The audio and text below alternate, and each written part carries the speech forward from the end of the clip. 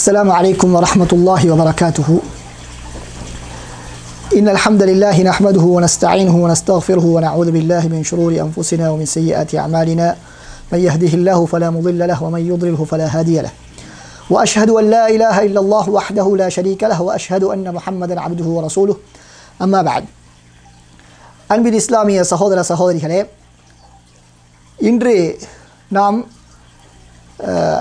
சமூக வலைத்தளங்களில் வாட்ஸ்அப், அதே போல் ஃபேஸ்புக் போன்ற வலைத்தளங்களிலே பரவலாக பேசப்படக்கூடிய ஒரு விடயத்தை நாம் சற்று மீள்பரிசீலனை செய்வதற்காக வேண்டி இந்த பதிவை நாம் மேற்கொள்கின்றோம்.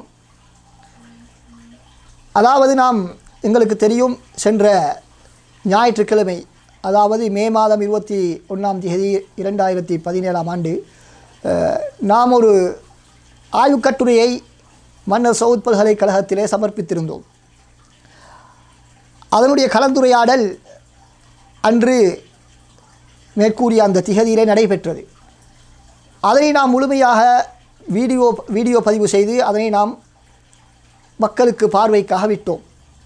எதற்காக வேண்டி என்று சொன்னால், நாம் இந்த அறிஞர் பிஜேயுடைய மொழிபெயர்ப்பை ஆய்வுக்காக எடுத்து அது குறித்த திகதியிலே கலந்துரையாடப்பட இருக்கிறது என்று சொல்லப்பட்டவுடன் அதனை அவருடைய ஆதரவாளர்கள்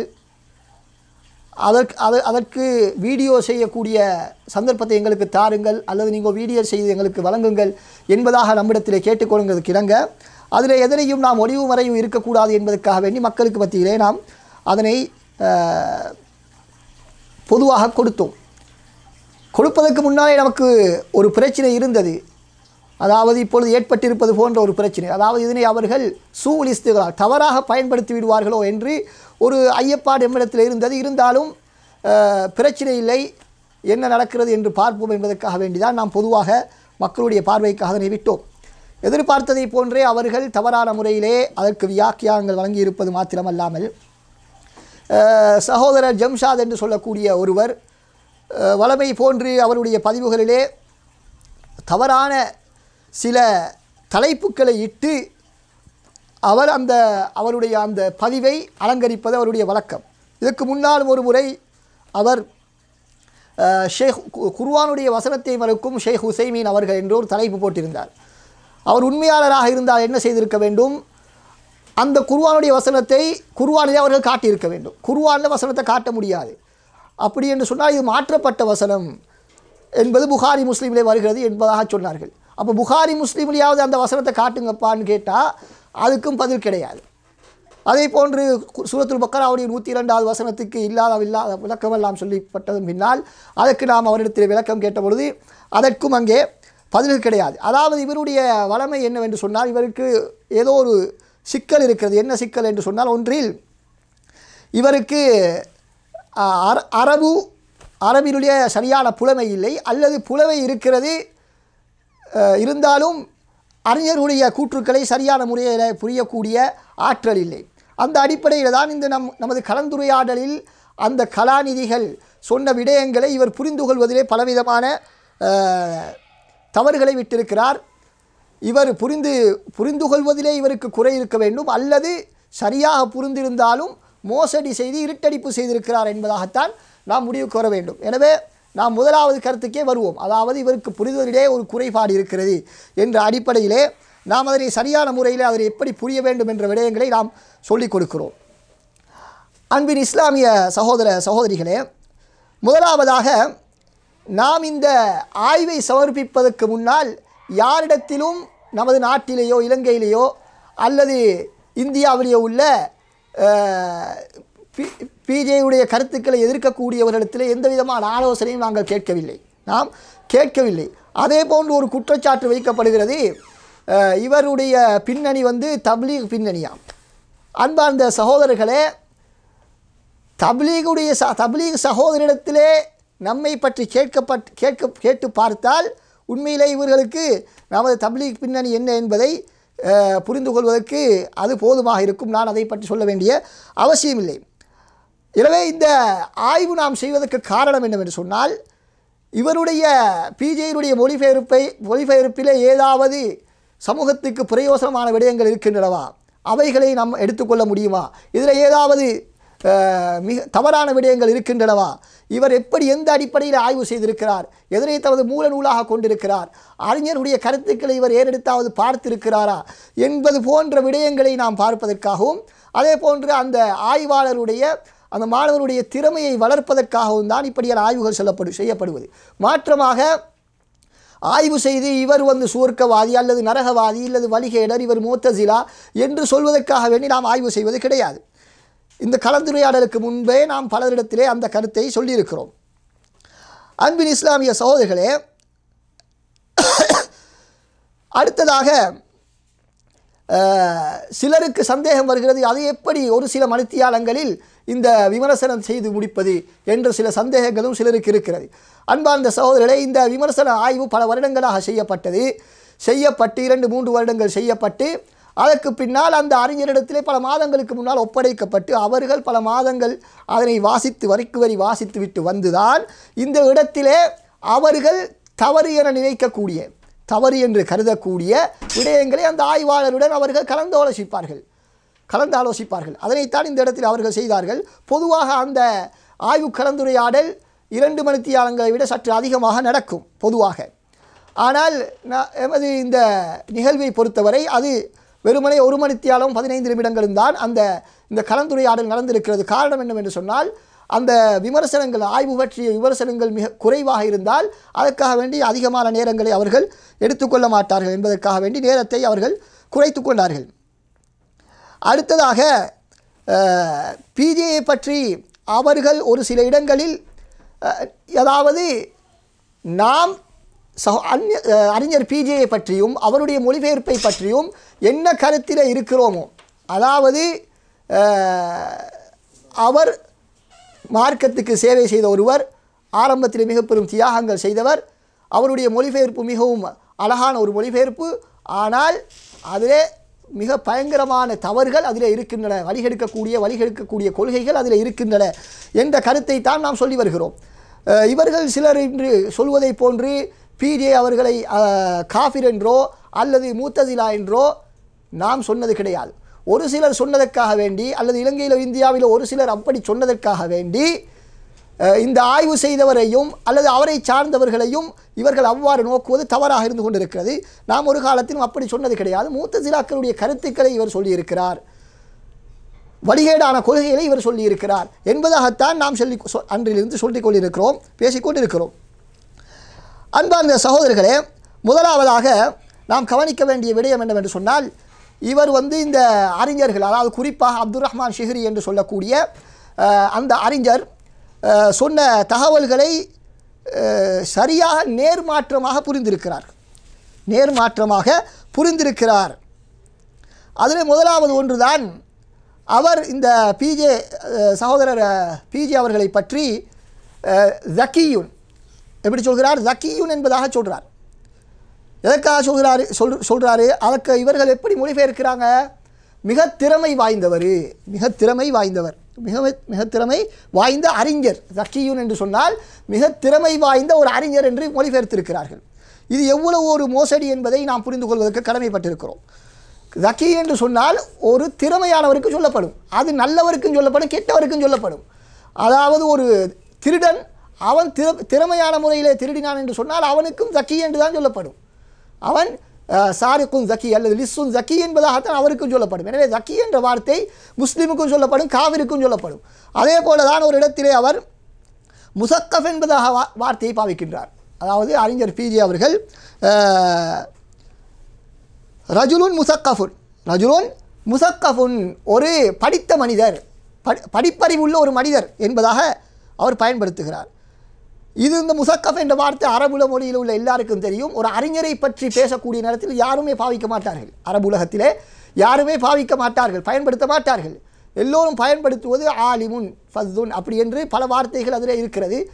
ஆனால் யாருமே முசக்கஃப் என்ற வார்த்தையை பெரும் அறிஞர்களுக்கு பயன்படுத்துவது கிடையாது அரபு உலகத்திலே. அதிலே ஆச்சரியம் என்னவென்று சொன்னால் அந்த முசக்கஃப் என்ற வார்த்தைக்கு பின்னாலே இவர் சொல்லக்கூடிய அந்த ஆலிம் என்ற அர்த்தம் அதில் இல்லை என்பதை அவர் நிரூபிக்கிறார்.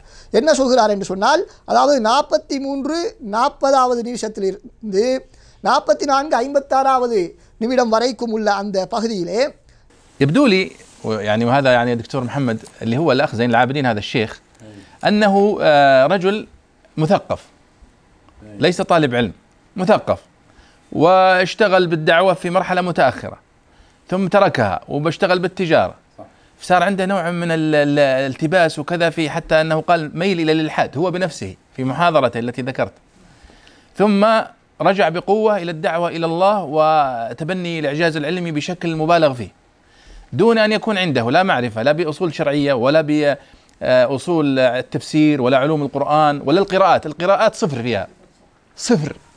يعني لو يناقشك الدكتور محمد بيصاب بحزن شديد منه طبعا من زين العابدين هذا.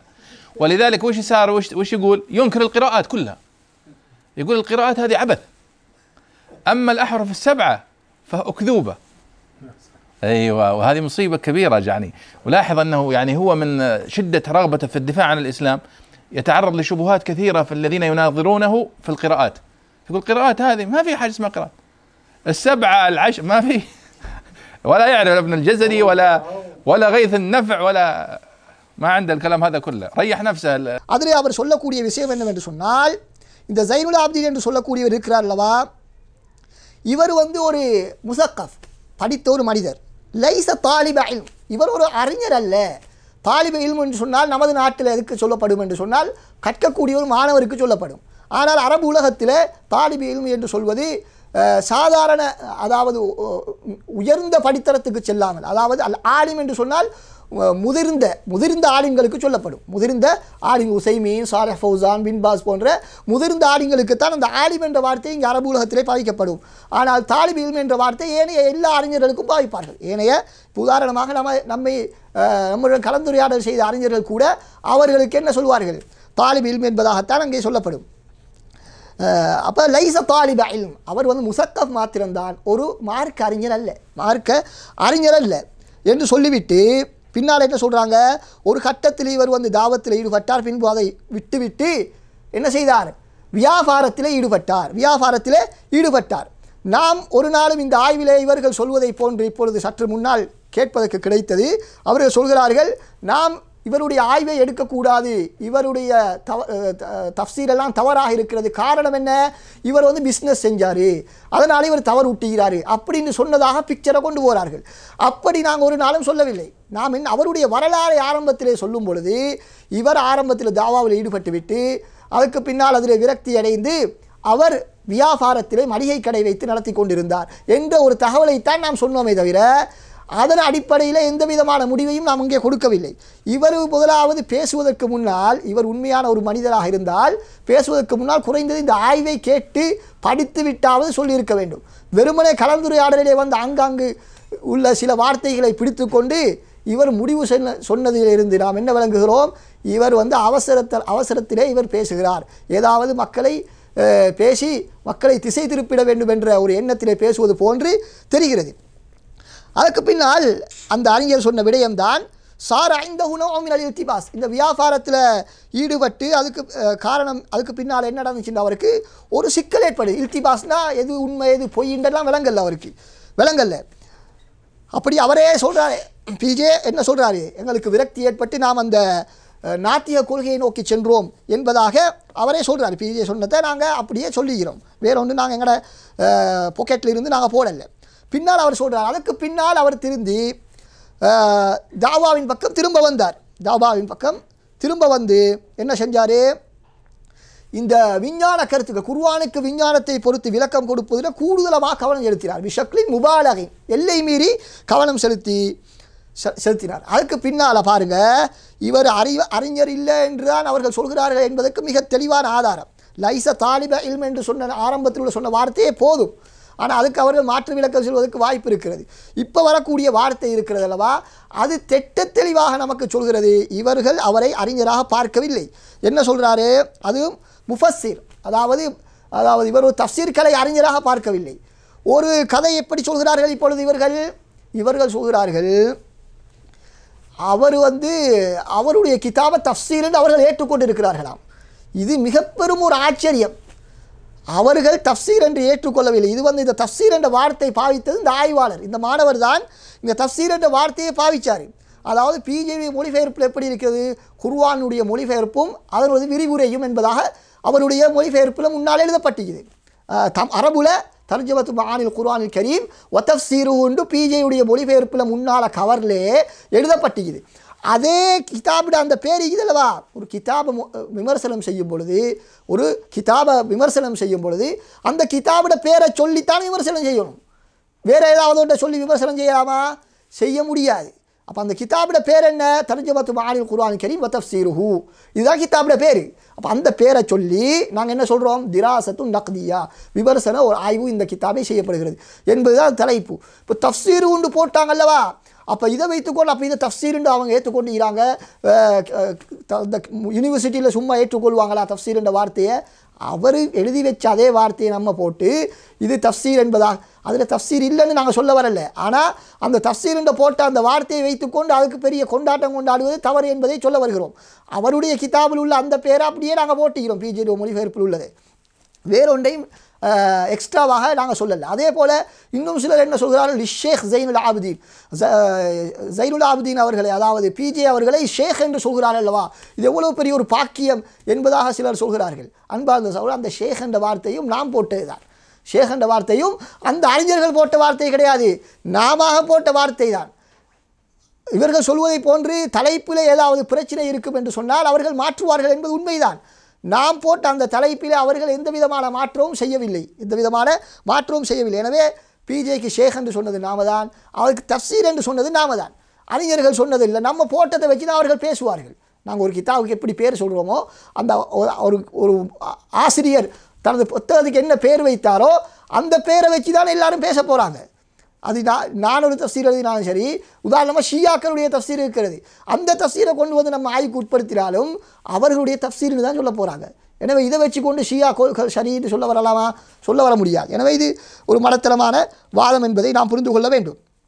அடுத்ததாக அன்பார்ந்த சகோதரர்களே, அப்போ நாங்கள் என்ன சொல்ல வருகிறோம் என்றால், இவர் அறிஞர் இல்லை என்று சொல்லக்கூடிய தெளிவான வாசகத்தை எல்லாம் இவர்கள் மறைத்து விட்டார்கள். இவர் திரும்ப தாவாவுக்கு வந்து இவர் கூடுதலாக இந்த விஞ்ஞான கருத்துக்களில் மோகம் கொண்டு என்ன நடந்துச்சு, அதில் மோகம் கொண்டார். ஆனால் என்ன பிரச்சனை அவரிடத்தில் தூண ஐயக்கூன இந்தஹு மஅரிஃபத்துன் லா பி உசூலின் ஷர்இய்யா லா பி உசூலி தஃப்சீர் வ உலூமில் குர்ஆன் வல் கிராத், இவரிடத்தில் மார்க்க அடிப்படை பற்றிய அறிவு கூட கிடையாது. அது மாத்திரமல்ல, தஃப்சீருடைய உசூல் அடிப்படைகள் கூட இவருக்கு தெரியாது. அது மாத்திரமல்ல, குர்ஆனுடைய கலைகள் அதுவும் இவருக்கு தெரியாது. வலல் கிராஅத், கிராஅத்துண்டா என்னென்றே தெரியா. எப்படி சொல்கிறாங்க அழகா, அல் கிராஅத்து சிஃப்ருன், கிராத்தில் வந்து ஜீரோ, கிராத் என்ற பாடத்தில் வந்து இவர் ஜீரோ என்பதாக அவர் சொல்கிறாங்க. அதுக்கப்புறம் சொல்கிறாங்க, அந்த கலந்துரையாடலை கவனிப்பதற்காக வேண்டி, கலந்து கொள்வதற்காக வேண்டி அந்த கிராத்துடன் சம்பந்தப்பட்ட ஒரு கலாநிதி வந்திருந்தார். அவரை பார்த்து அவர் சொல்கிறாரு, லவ் யுலாகிஷுக துக்தூர் யுசாப் பிஹுஸ்னின் ஷதீதின் மின் ஹுசைனுல் ஆப்தீன் ஹாதா. இப்போ இவ்வளோ நேரம் ஷேக்னு சொன்னாங்க அல்லவா, இந்த இடத்துல என்ன சொல்கிறா, ஜைனுல் ஆப்தீன் ஹாதா, ஷேக்கும் இல்லை ஒன்றும் இல்லை. நாங்கள் சொன்ன வார்த்தை தான் ஷேக்ன்றெல்லாம் போட்டு நாங்கள் சொன்னோம் அழகா. அவர்கள் என்ன இந்த பேசிக்கொண்டே போகக்கூடிய நேரத்தில் இடைவெளியில் ஷேக்கும் இல்லை ஒன்றும் இல்லாமல் சாதாரணமாகத்தான் சொல்கிறார்கள். நாம் அவர் ஷேக்குன்றதை மறுக்கல்ல, ஆனால் இவர்கள் சொல்வதைப் போல அவ்வளவு தலைக்கு மேல் வைத்து கொண்டு அவரை கொண்டாடவில்லை என்பதை நாம் புரிந்து கொள்ள வேண்டும். அதாவது இந்த அறிஞர் வந்து இந்த கிராத் சம்பந்தமாக வந்து இந்த பிஜே எழுதினத்தை வாசித்தார் என்று சொன்னால் மிச்சமே கவலைப்படுவார். பிஹுஸ்தீன் ஷதீத் மிச்சமே கவலைப்பட்டு போவார். அப்போ என்ன சொல்கிறாரு இப்போ பிஜே?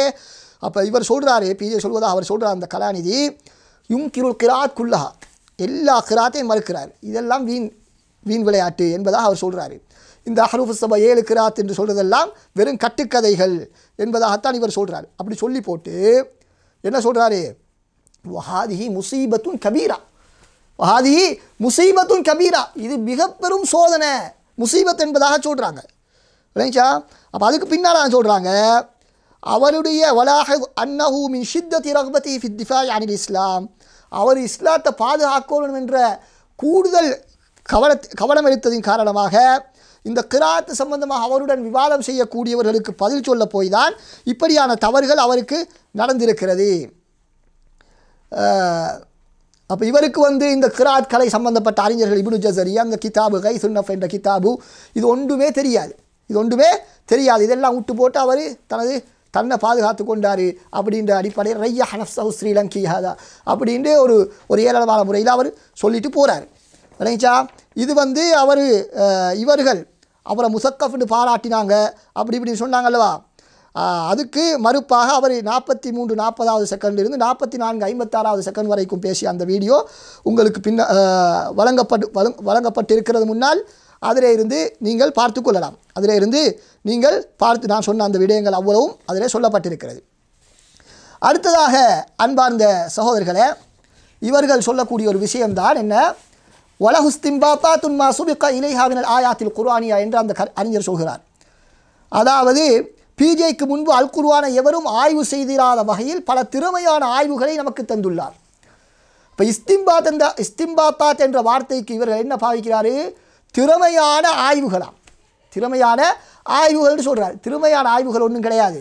அதுக்கு விளக்கம் இஸ்திம்பாத்தாத்னு சொன்னால், அதாவது இவர்கள் என்ன சொல்கிறாங்க, தஃப்சீர் இஸ்திம்பாத் எல்லாம் ஒன்று தானாம். தஃப்சீர்ன்றது முதல் கட்டம், ரெண்டாவது இஸ்திம்பாத் அதாவது மேலதிகமான ஒரு புரிதல். தஃப்சீரிலிருந்து ஒரு மேலதிகமான ஒரு நேரடியாக சொல்லப்படாத ஒரு கருத்து, மறைமுகமாக உள்ள ஒரு கருத்தை புரிவதற்குத்தான் அரபு மொழியில் இஸ்திம்பாத் என்பதாக சொல்லப்படும். எனவே இஸ்திம்பாத்தாத் அப்படியான சில இஸ்திம்பாத்துகள் இவருக்கு இருக்கின்றன. இவர் இருக்கின்றன, யாருமே சொல்லாத இஸ்திம்பாத்.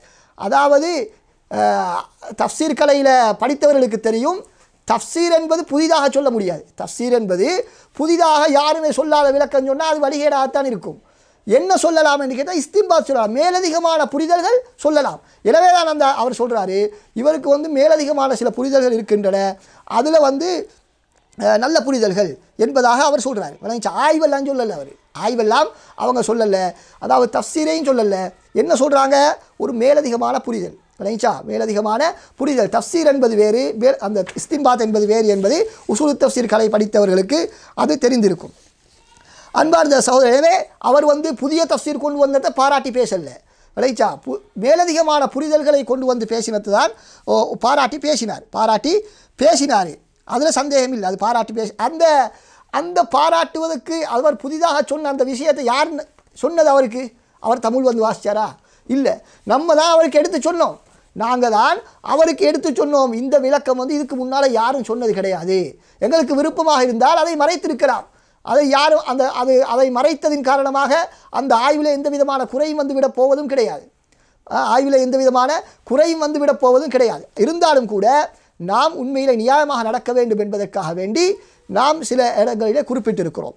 அதிலே மிக முக்கியமாக நாம் குறிப்பிட்ட ஒரு விடயம்தான் அந்த ஹதீஸ் மறுப்பாளர்கள். குர்ஆனை மாத்திரம்தான் நாம் மார்க்கமாக ஏற்றுக்கொள்வோம் என்று சொல்லக்கூடியவர்கள் இருக்கிறார்கள் அல்லவா, அவர்களுக்கு எதிராக சகோதரர் அறிஞர் பிஜே அவர்கள் கூறிய மறுப்புகள் வந்து இதுவரைக்கும் ஒரே இடத்தில் ஒன்று சேர்க்கப்பட்டு எங்கும் சொல்லப்படவில்லை.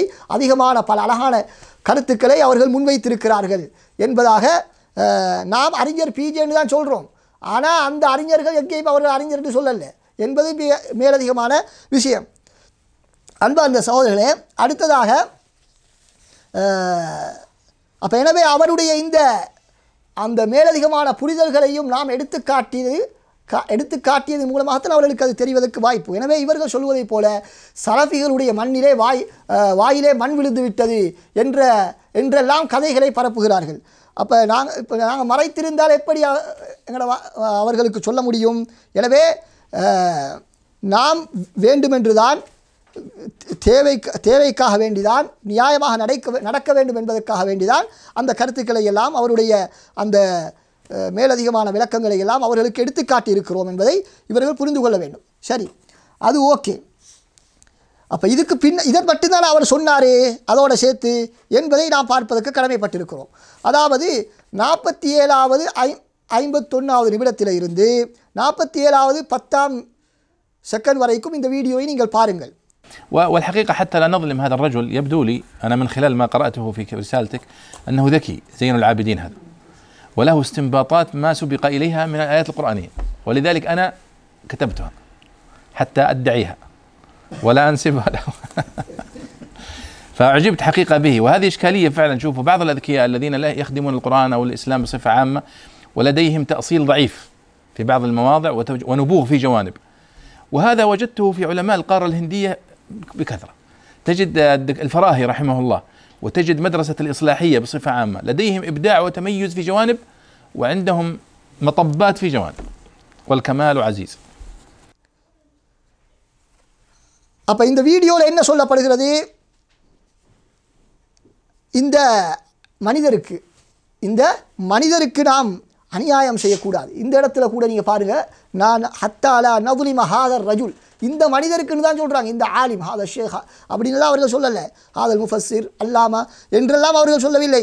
ஹாதர் ரஜுல், இந்த மனிதருக்கு நாம் அநியாயம் செய்யக்கூடாது என்ற அடிப்படையில் உங்களுடைய இந்த ஆய்விலே நாம் வாசித்ததன் அடிப்படையிலே இந்த ஜைனுல் ஆப்தீன் என்பவர் ஒரு ஜக்கியுன், திறமையானவர்.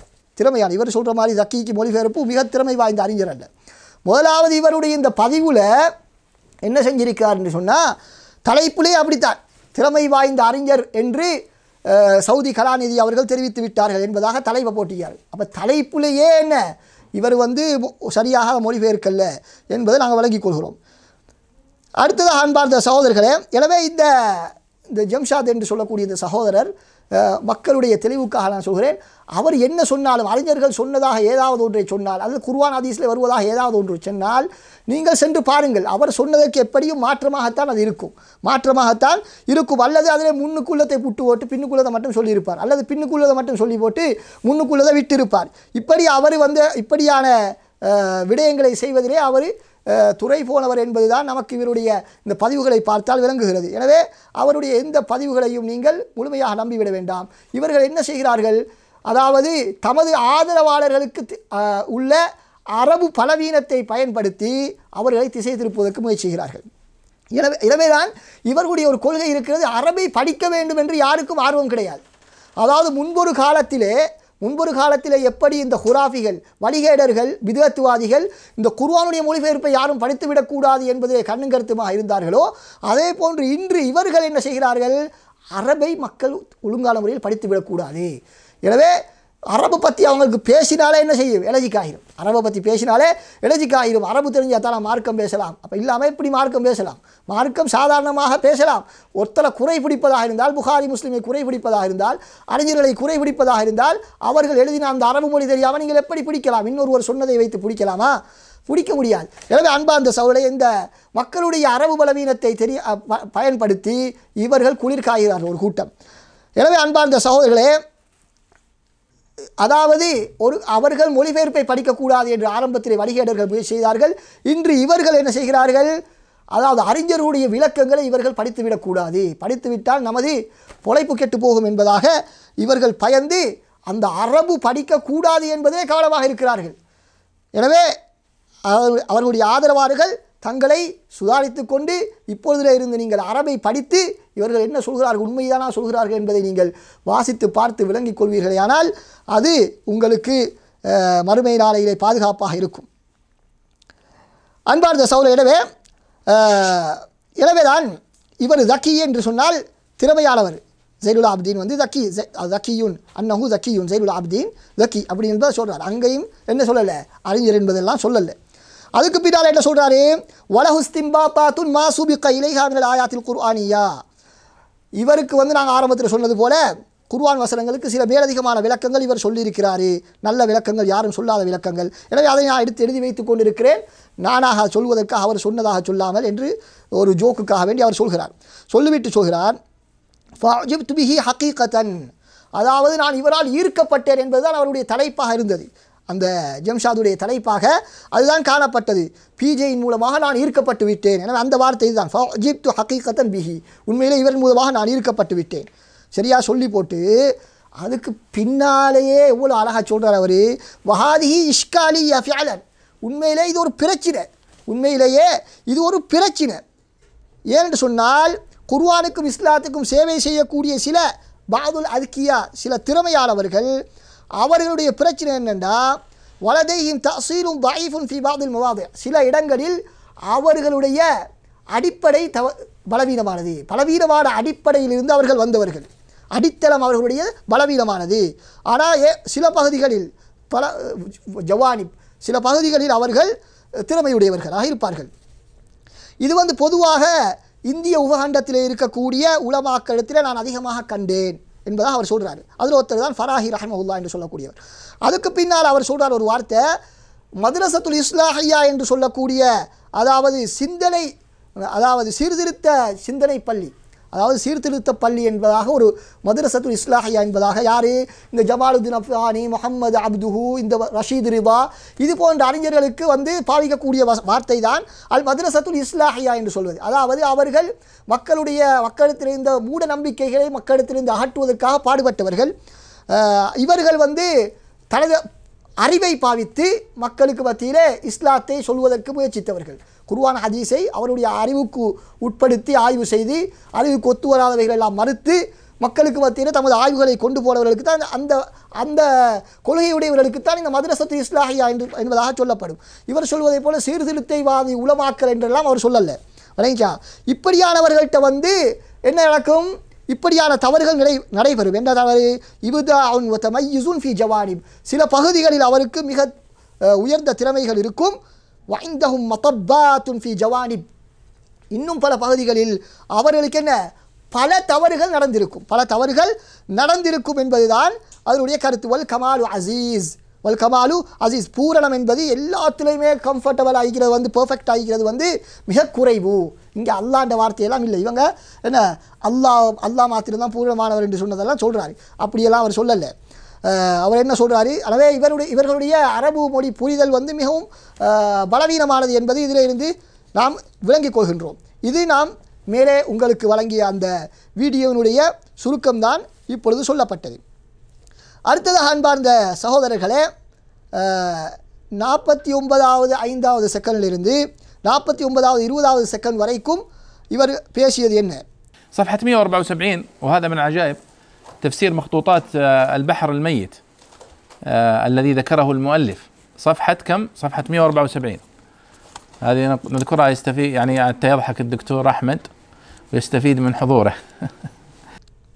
விளங்குதா? அதில் தான் இவங்க ஒரு புதிய ஒரு ஆச்சரியமான ஒரு விஷயம் ஒன்று சொன்னாங்க. என்ன விஷயம் என்று சொன்னால்,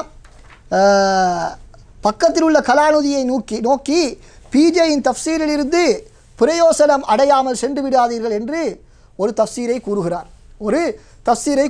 என்ன தஃப்சீரு?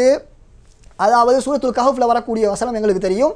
அதாவது கஹஃப் வாசிகளை பற்றி சொல்லும் பொழுது இவர்கள் ஏட்டுக்குரியவர்கள் என்பதாக அல்லாஹ் சொல்கிறான். அர் ரகீம் என்ற வார்த்தையை பாவிக்கிறான், ஏட்டுக்குரியவர்கள்.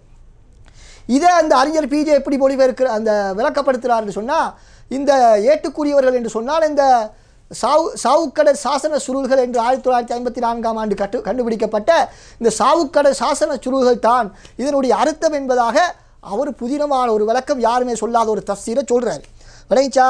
அப்போ இந்த தஃப்சீரைத்தான் அவர் சொல்கிறார், என்ன நீங்கள் இது கொஞ்சம் கேட்டுட்டு போங்கன்னு அவரை பார்த்து சொல்கிறாரு. என்ன சொல்கிறாரு? இதில் இருந்து நீங்கள் பிரயோசனம் பெறுங்கன்னா என்ன பிரயோசனம்? நீங்கள் வந்ததுக்காக வேண்டி என்ன செய்யுங்கன்னு கேட்டால் அவர் சொல்கிறாரு, 49வது 5வது செகண்ட்லேருந்து 49வது 20வது செகண்ட் வரைக்கும் அவர் சொல்லக்கூடிய விஷயம் என்ன? வஹாதா மினல் அஜாயிப். அவரை பார்த்து நீங்கள் பிரயோசனம் பெற்று போங்கன்னு சொன்னார்ல அந்த அறிஞரை பார்த்து, அந்த கலாநிதியை பார்த்து. அதுக்கு முன்னால் அவர் சொன்ன வாசகம் என்ன? இது பாருங்கள், இது ஒரு பெரிய ஆச்சரியமான செய்தி ஒன்று சொல்கிறாரு. ஆச்சரியமான ஒரு தஃப்சீர் பாருங்கன்னு சொல்லி போட்டு சொல்கிறாரு. இந்த ரகீமுக்கு சாவுக்கடை சாசன சுருக என்று சொன்னது மிக பெரும் ஆச்சரியமான ஒரு செய்தி. அப்போ நாங்கள் இதை என்னத்துக்கு இடத்துல சொல்லி காட்டுறோம் சொன்னால், இந்த கலாநிதி அஹ்மது அவர்கள் சும்மா போகப்படாது, சிரிச்சுண்டாவது ஈக்கணும். ஹத்தா யதஹக்க துக்தூர் அஹ்மத் வயஸ்தஃபீத மின் ஹுதூரிஹி, அதாவது சிரிச்சாவது பயன்பெற்றுட்டு போங்கப்பா நீங்கள் வந்ததுக்கு அப்படின்னு சொல்லித்தான் அவர் சொல்கிறார். அதாவது நீ சிரிப்புக்குரிய ஒரு தஃப்சீரை செஞ்சு வச்சுக்கார் பாருங்க இதுக்கு அப்படின்னு சொன்னதை இவங்க எப்படி சொல்கிறாங்க? கலாநிதியை பார்த்து நீங்கள் வந்ததுக்கு பிரயோசனம் அடைஞ்சிட்டு போங்க பிஜே தஃப்சீரில் இருந்துன்னு சொல்கிறாங்க. அப்போ இது எவ்வளோ ஒரு மோசடி என்பதை நாங்கள் புரிந்து கொள்ள கடமைப்பட்டிருக்கிறோம். அப்போ சிரிக்கிறதுக்கு சொல்லப்பட்ட ஒன்றை நீங்கள் பிரயோசனம் பெறதுக்குன்னு சொல்கிறாங்களே. அப்போ இது இந்த கருத்து இருக்கிறது அல்லவா, இது மேலே நாங்கள் சொன்ன அந்த வீடியோவில் உங்களுக்கு பார்க்கலாம், இந்த விஷயத்தை பார்க்கலாம். அதாவது இவர் சிரிக்கிறதுக்கு தான் அந்த தஃப்சீரை சொன்னதை தவிர இவர் உண்மையிலே பிரயோசனம் பண்ணுறதல்ல அந்த இடத்துல நோக்கம். அதாவது ஒரு ஜோக்குக்காக அது சொன்னது அவர். அதாவது இவங்க சொல்கிறாங்கல்ல, இவர் அதாவது இந்த ஜம்ஷாத்ன்றவர் வந்து ஆரம்பத்தில் ஒரு எதிர்வு கூறல் ஒன்று சொன்னார். ஒரு எதிர்வு கூறல் ஒன்று சொன்னார். அறிஞர் பிஜேயின் நிலைப்பாடுகள் சலஃப் அறிஞர்களுக்கு புதிதாக இருக்க போவதில்லை. அப்போ இது என்ன? இவர்கள் சொல்கிறார்கள், என்ன சொல்கிறார்கள்? ஆச்சரியமான விளக்கம் என்பதாக சொல்கிறார். அது மாத்திரமல்ல அவர் சொல்கிறாரு. இப்போ இந்த வீடியோவில் பாருங்கள், 57வது செகண்ட்லேருந்து 53:15 செகண்ட் வரைக்கும், 57வது செகண்ட்லேருந்து 53:15 செகண்ட் வரைக்கும் உள்ள அந்த வீடியோவில் وشيء رائع حقيقة لما ترى أنت أن فعلا هذا الخلل الذي موجود في التفسير العلمي موجود بكثرة للأسف عند الهنود، عند التاميليين، نحن ما نشعر به. نحن يمكن نشوف مقالة لواحد من الباحثين نقول هذا منتهى الانحراف، لكن أثر هنا فيه بلاوي مطبات. இந்த இவருடைய கருத்துக்களை பற்றி சொல்லும் பொழுது இவருடைய விஞ்ஞான விளக்கம் குர்ஆனை குறித்து கிட்டத்தட்ட ஒரு 40-50 இடத்துல விஞ்ஞான விளக்கம் சொல்லிக்கிறார் பிஜே. அதை வாசித்து அவர் சொல்கிறாரு, நாங்கள் வந்து இவ்வளவு காலம் நினச்சி கொண்டிருந்தோம் எங்களுக்கு மத்தியில், அதாவது ஷைஉன் ராயிஉன் அன்த லம்மா தரா அன்த ஃபிஅலன் ஹாதல் ஹலல் அல்லதி மௌஜூத் ஃபி தஃப்ஸீர் அல் இல்மி, அதாவது குர்ஆனுக்கு விஞ்ஞான விளக்கம் வழங்குவதிலே ஏற்பட்ட தவறுகள், சருகுதல்கள் இந்த இந்தியாக்காரர்களிடத்திலும் இந்த தமிழ் பேசக்கூடிய மக்களிடத்திலும் இருப்பதை நீங்கள் அறியக்கூடிய நேரத்தில் அது ஒரு புதிய ஒரு விஷயம். நஹ்னுமான ஷுருபி, எங்களுக்கு அது தெரியாது. நாங்கள் வந்து என்ன செய்கிறோம்? நஹ்னு யும்கின் நஷூஃப் வாஹித் மகாலா லிவாஹித் மினல் பாஹிதீன் நகூலு ஹாதா முன்தஹல் இன்ஹிராஃப். யாராவது ஒருவர் குர்ஆன் வசனத்துக்கு ஒரு புதினமான விஞ்ஞான விளக்கம் எழுதிவிட்டால், பிழையான விஞ்ஞான விளக்கம் எழுதிவிட்டால் நாங்கள் என்ன சொல்லுவோம்? அவரை பார்த்து இது மிக பெரும் வழிகேடு அப்படின்னு நாங்கள் ஒரு கட்டுரைக்கு சொல்லக்கூடியவர்கள் நாங்கள்.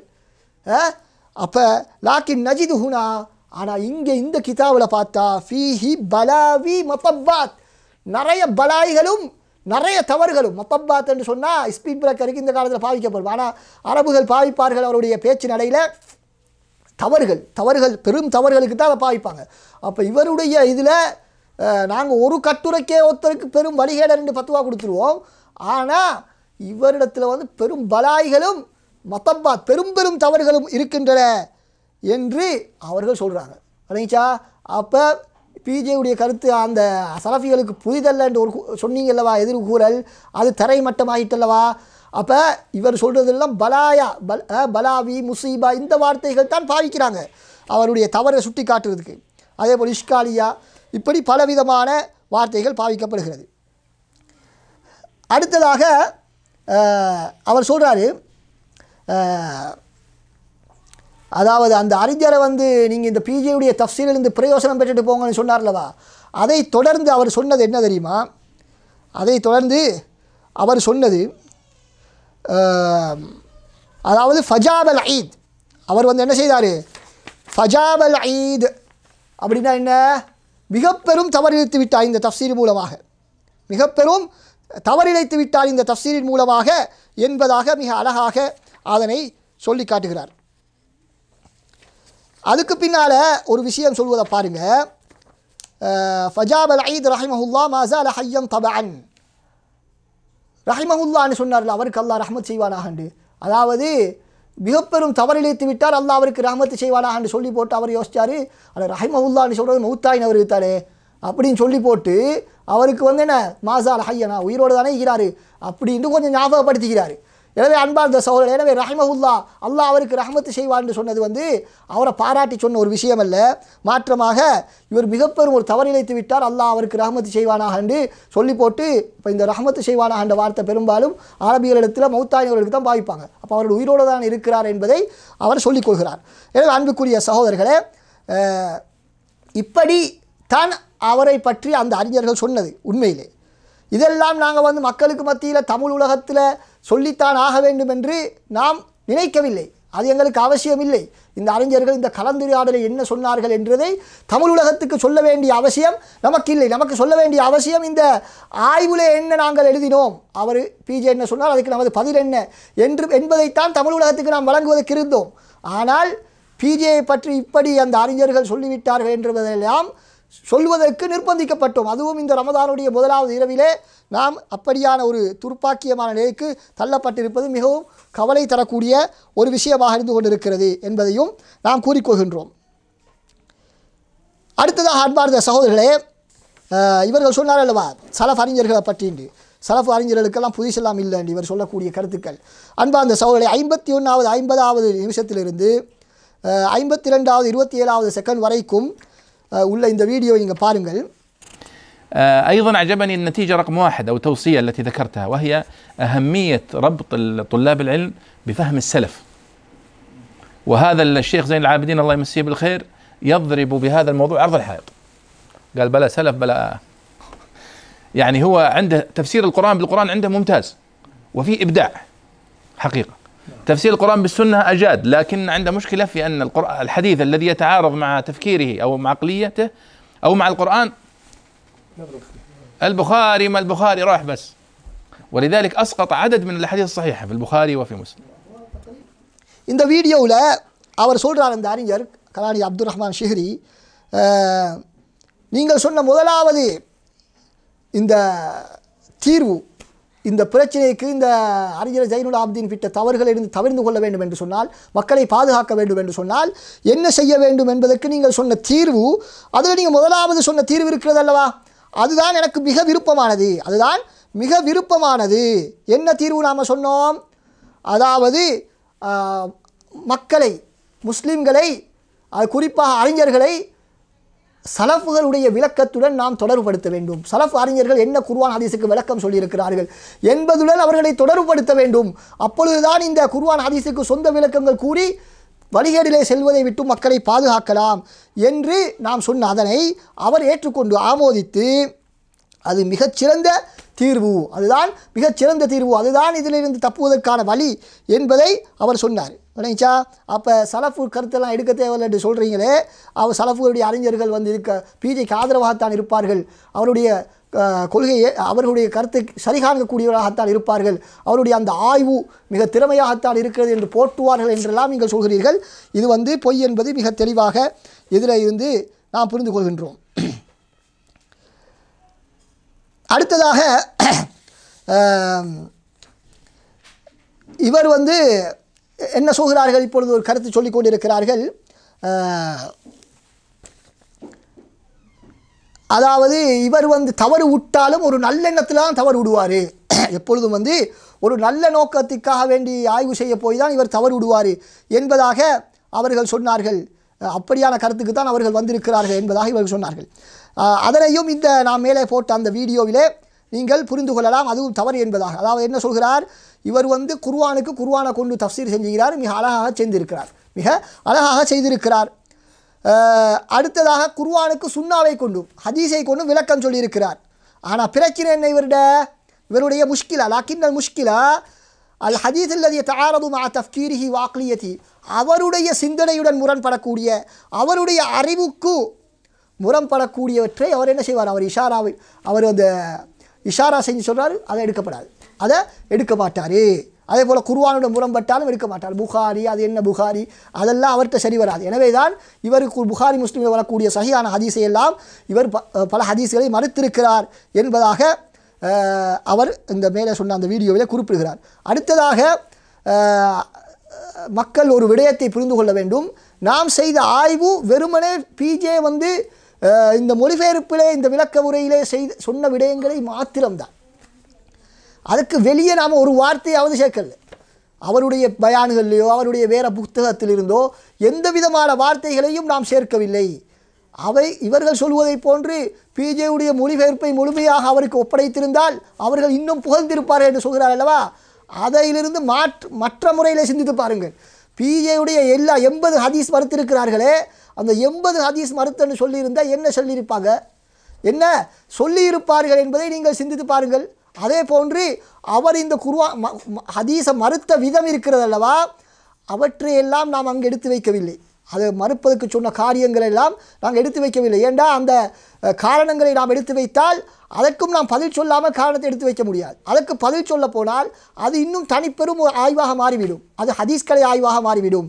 எனவே நமது ஆய்வு குர்ஆன் சம்பந்தப்பட்டது என்ற அடிப்படையிலே அதனை நாம் பேசாமல் விட்டுவிட்டோம்.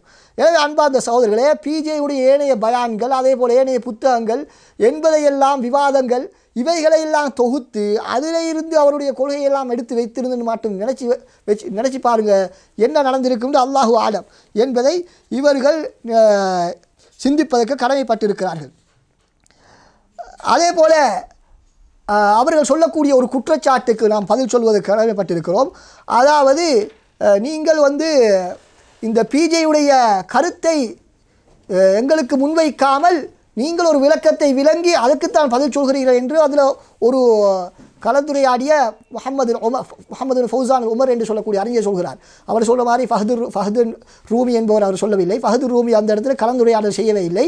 கலந்துரையாடல் செய்தவர்கள் முஹம்மது உமர் என்பவரும் அடுத்ததாக அப்துல் ரஹ்மான் ஷிஹ்ரி என்பவரும் தான். எனவே அந்த முஹம்மது உமர் என்பவர் அவருக்கு சில இடங்களில் பிஜேயுடைய கருத்துக்களை நாம் ஒரு பக்கம் அல்லது 2 பக்கங்களுக்கு நாம் சொல்லி கொண்டு போவோம். அப்படி சொல்லக்கூடிய நேரத்தில் பந்தியாகத்தான் சொல்லுவோம். அப்படி சொல்லக்கூடிய நேரத்தில் வாசித்து கொண்டு போகக்கூடிய நேரத்தில் இடையில போகக்கொள்ள என்ன நடக்கும், அவருக்கு சந்தேகம் வருகிறது. இது என்னடாப்பா இவர் ஆய்வாளர் சொல்லக்கூடிய கருத்தா அல்லது பிஜே சொன்ன கருத்தாண்டு அவருக்கு ஒரு சிக்கல் வந்திருக்கிறது. எனவே தான் அவர் கேட்கிறார், நீங்கள் என்ன அப்படி செய்திருக்கிறீர்கள் என்று கேட்டதுக்கு நாம் பதில் சொன்னோம். அதாவது நாம் அதை சொல்லியிருக்கிறோம். அதுக்கு பின்னால் அவர்கள் சொன்னார்கள், அதனை நீங்கள் வேறையாக சரியான முறையிலே பிரித்து காட்ட வேண்டும் என்பதாக சொன்னார்கள். எனவே அதற்குரிய ஏற்பாடுகள் இப்பொழுது நடந்து கொண்டிருக்கின்றன. எனவே அது அப்படித்தான் சொன்னார்கள், அப்படித்தான் அதில் நடந்திருக்கிறதே தவிர உண்மையிலே நாம் அவருடைய பிஜேயினுடைய மொழிபெயர்ப்பிலிருந்து எதனையும் மொழிபெயர்த்து சொல்லாமல் நாம் பதில் சொல்லவே இல்லை. எனவே அப்படி சொல்லவில்லை என்பதை நீங்கள் எப்படி புரிந்து கொள்ளலாம்? அந்த அப்துல் ரஹ்மான் ஷிஹ்ரி அவர்கள் சொல்லக்கூடிய அந்த வார்த்தைகளிலிருந்து நீங்கள் தெளிவாக புரிந்து கொள்ளலாம் என்பதை இந்த இடத்திலே ஞாபகப்படுத்துகிறோம்.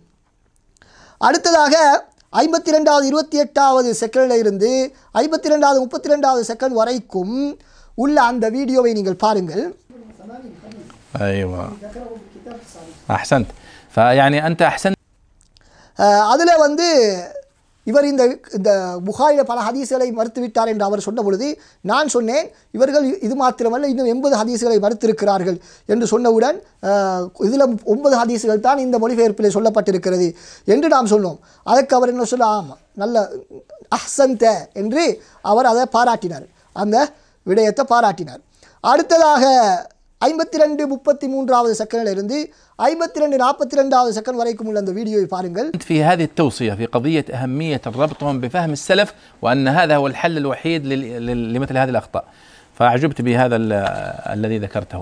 அதில் அவர் பாராட்டி பேசுகிறார், என்ன நீங்கள் சலஃபுகளுடைய விளக்கத்துடன் மக்களை தொடர்புபடுத்த வேண்டும் என்று சொன்னது ஒரு நல்ல கருத்து என்பதை அவர் பாராட்டி பேசுகின்றார். அடுத்ததாக அன்பார்ந்த சகோதரர்களே, 53 40வது செகண்டில் இருந்து 53 53வது செகண்ட் வரைக்கும் உள்ள வீடியோவை நீங்கள் பாருங்கள்.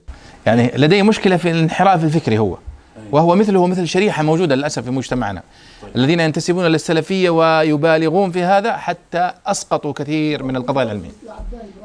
أيوة. அதிலே என்ன சொல்லப்பட்டிருக்கிறது என்று சொன்னால் மிக பயங்கரமான ஒரு விஷயம் சொல்லப்படுகிறது. என்ன சொல்லப்படுகிறது? லதைஹி முஷ்கிலா ஃபில் இன்ஹிராஃபில் ஃபிக்ரி, அவருக்கு சிந்தனை ரீதியான வழிகேடு என்ற ஒரு பிரச்சனை இருக்கிறது.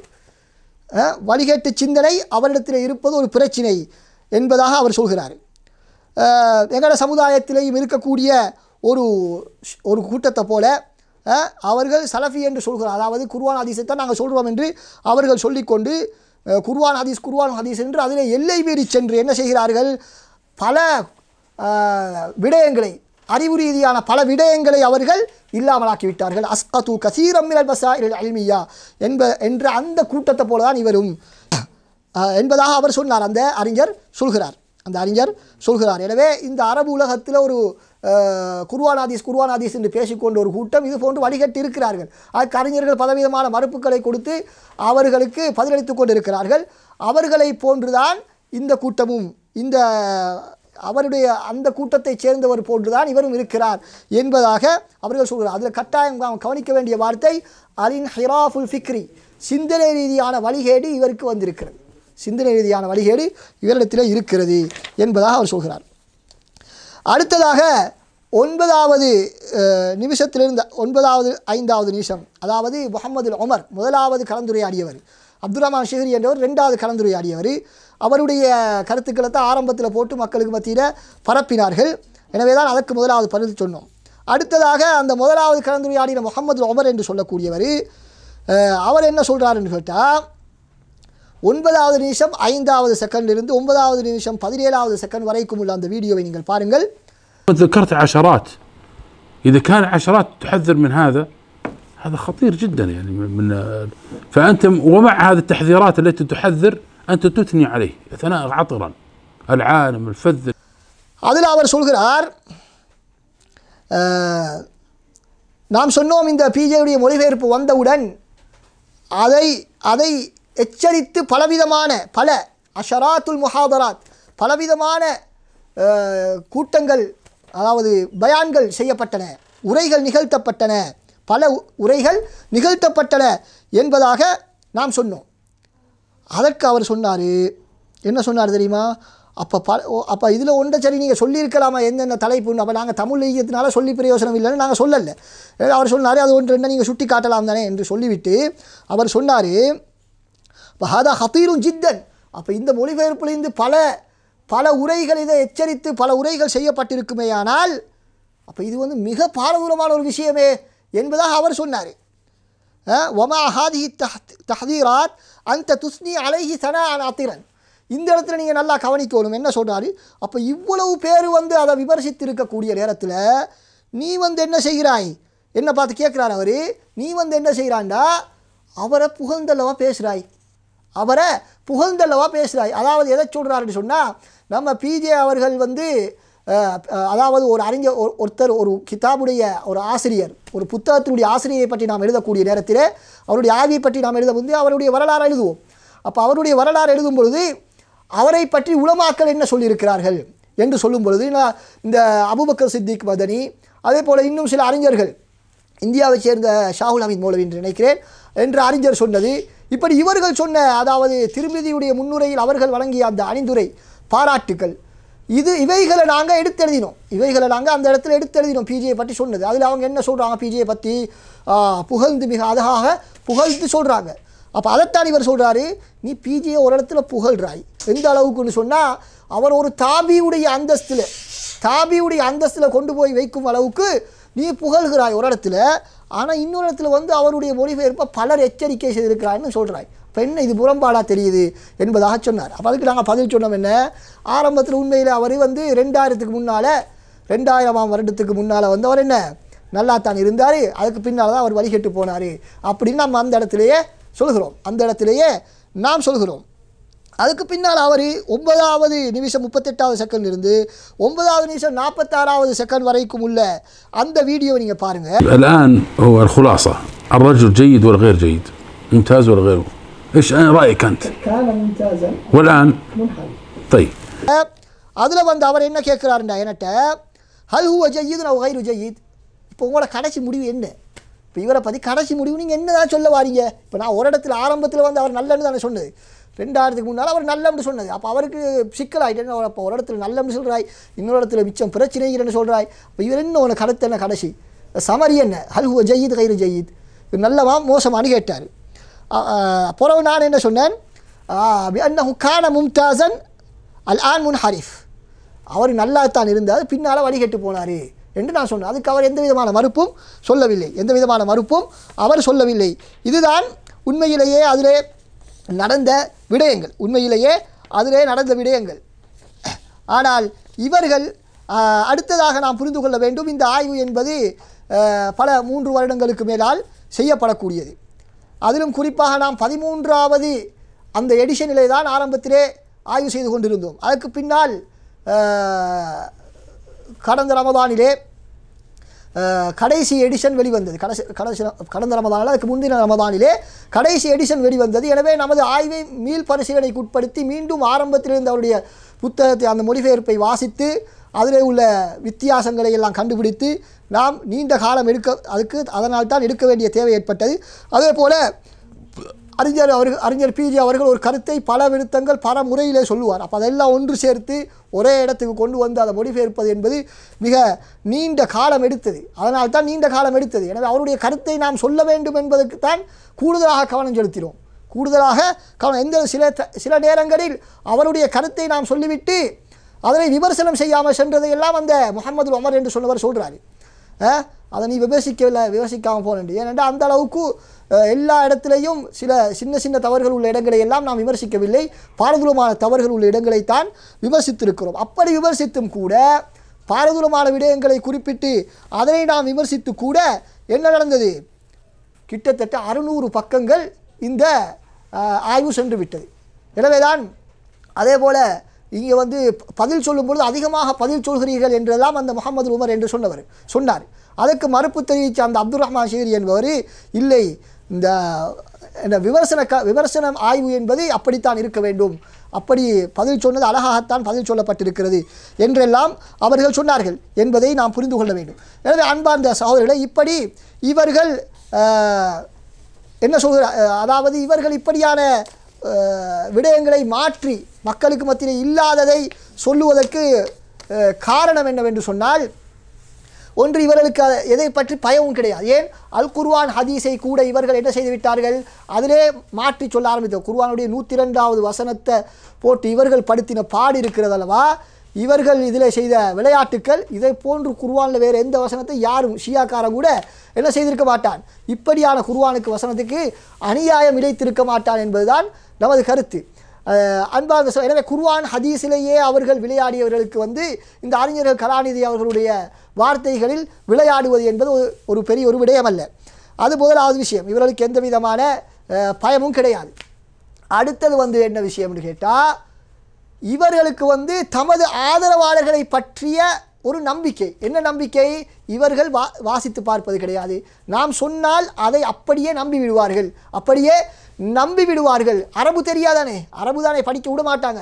அரபு தெரியாதனால அரபுல இப்படி சொல்லப்பட்டிருக்கிறது அப்படி சொல்லப்பட்டிருக்கிறது என்றெல்லாம் மக்களுக்கு மத்தியில் இல்லாததை இருப்பது போன்று காட்டி எப்படியாவது தமது ஆதரவாளர்களை இப்பொழுது தக்க வைக்கக்கூடிய வேலையைத்தான் இவர்கள் செய்து கொண்டிருக்கிறார்கள். எனவே ஒன்று, இவர்களுக்கு அரபு புரியாமல் இருக்க வேண்டும்.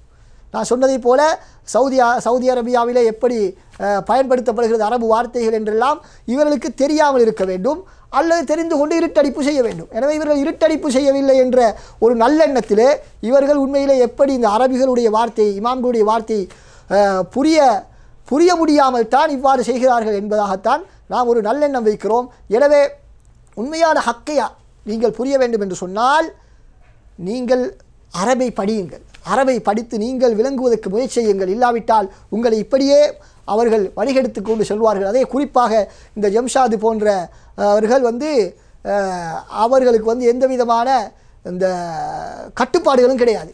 அவர் அந்த இயக்கத்தை சேர்ந்தவர் என்றும் ஏற்றுக்கொள்வது கிடையாது, கட்டுப்பாடுகள் கிடையாது. நினைத்த நேரத்துக்கு நினைத்தவைகளை சொல்லக்கூடிய ஒருவர். எனவே இவருடைய கருத்துக்களை நாம் கவனத்திலே எடுப்பதில் எந்த விதமான அர்த்தமும் இல்லை. அடுத்தது, இவராகத்தான் நமது இந்த ஆய்வில் இல்லாத விடயங்களை சொல்ல போய் அதனை மாற்றி சொல்ல போய் பலர் நம்மிடத்தில் வேண்டிக் கொண்டு இணங்கத்தான் நான் இந்த விடயங்களெல்லாம் சொல்ல வேண்டி ஏற்பட்டது. அல்லது இந்த இல்லாவிட்டால் இந்த ஆரம்பத்தில் நான் சொன்னதை போல இந்த கலந்துரையாடலில் பிஜேயை அவர்கள் எந்த அளவுக்கு விமர்சித்தார்கள் என்பதை நாம் தமிழ் உலகத்துக்கு சொல்ல வேண்டிய அவசியமும் இல்லை, நாம் அதனை எதிர்பார்க்கவும் இல்லை. பிஜேயை நாம் எப்படியாவது மட்டம் தட்டி இவரை மூத்தசிலா காஃபிர்னு பட்டம் கொடுத்துருவோம் அப்படின்னு நாம் சொல்லவே இல்லை. அதைவிட மிக கவனமாகத்தான் நமது வார்த்தைகளை கூட நாம் அங்கே பயன்படுத்தி இருக்கிறோம். ஒரு இடத்திலேயாவது நாம் அந்த ஆய்விலே இவர் வழிகேடர் என்றோ இவர் மூத்தசிலா என்றோ அல்லது நரகவாதி என்றோ எந்த பட்டமும் நாம் கொடுக்கவில்லை. சில அறிஞர்கள் இவர் சொல்லக்கூடிய கருத்துக்களை சொல்லக்கூடியவர்கள் காஃபிர் என்று சொன்னாலும் கூட நாம் என்ன சொன்னோம், இவர் தெரியாமல் பேசுகிறார். கிராத்துடைய விடயங்களை எல்லாம் அறிஞர்கள் மிக கடுமையாக விமர்சித்திருக்கிறார், அதனை மறுக்கக்கூடியவர்களை. அதாவது இந்த இவருடைய கருத்தை சொன்னவர் ஒரே ஒரு ஷியா மதத்தைச் சேர்ந்த ஒரே ஒருவர் தான் இவருடைய கருத்தை சொல்லியிருக்கிறார். அதாவது அந்த அளவுக்கு பாரதூரமான கருத்தை சொன்னார். இருந்தாலும் கூட நாம் அவரை எப்படி சொன்னோம்? அவருக்கு கிராத்தை பற்றி அறிவு கிடையாது, எனவே இந்த தவறை விட்டிருக்கிறார் என்று அவரை நாம் எப்படியாவது பாதுகாப்பதற்காகத்தான் நாம் முயற்சித்திருக்கிறோமே தவிர, அதாவது இவருடைய பழைய சேவைகள் அனைத்தையும் நாம் சொல்லித்தான் இருக்கிறோம்.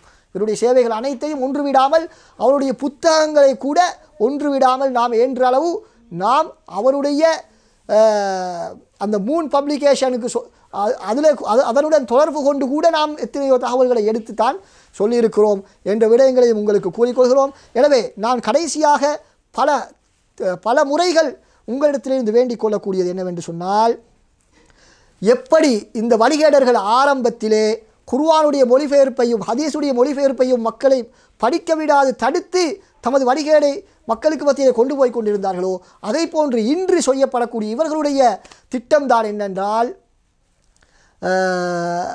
அரபை நீங்கள் படித்துவிடக்கூடாது என்பதில் அவர்கள் கவனமாக இருக்கிறார்கள். எனவே தான் அரபை பற்றி பேசினாலே, அரபு பிழை ஒன்றை இவர்களிடத்தில் பிடிச்சாலே என்ன செய்வாங்க? விவாதம் செய்ய தெரியாதனால் அரபு பிழை பிடிக்கிறாங்க அப்படின்னு சொல்லி மக்களை திசை திருப்புவார்கள். எனவே அன்பார்ந்த சகோதரர்களே, இந்த அரபு உங்களுக்கு தெரியாது என்பதை வைத்து அறிஞருடைய கருத்துக்களை இல்லாததெல்லாம் இருப்பதை போன்று காட்டி மக்களை இன்று ஏமாற்றிக் கொண்டிருக்கிறார்கள். எனவே ஹுராஃபிகள் நேரடியாக குர்ஆன் ஹதீஸுடைய மொழிபெயர்க்கை படிக்க விடாமல் தடுத்தார்கள். தமிழ் மொழியிலே அல்லது ஏனைய மொழிகளிலே படிக்க விடாமல் தடுத்தார்கள். ஆனால் இன்று இவர்கள் அந்த அரபு மொழியில் எந்த மொழியிலே குர்ஆன் இறங்கியதோ, ஹதீஸ் வந்திருக்கிறதோ, அந்த மொழியை படிக்க விடாமல், உண்மையை விளங்கிவிடாமல் இருப்பதற்காக, மக்களை தடுப்பதற்காக வேண்டி இவர்கள் முயற்சி செய்து கொண்டிருக்கிறார்கள். எனவே இரண்டுமே வழிகேடு என்பதை நாம் புரிந்து கொள்ள வேண்டும். எனவே அல்லாஹ் சுப்ஹானஹு தஆலா சத்தியத்தை சரியான முறையில் புரிந்து அதனை தமது வாழ்விலே அமல்படுத்தக்கூடிய நல்லோர்களின் கூட்டத்தில் நம் அனைவரும் ஆக்கியருவனாக. வஆகிரு தஅவானா அல்ஹம்துலில்லாஹி ரப்பில் ஆலமீன். வஸ்ஸலாமு அலைக்கும் வரஹ்மத்துல்லாஹி வபரகாத்துஹு.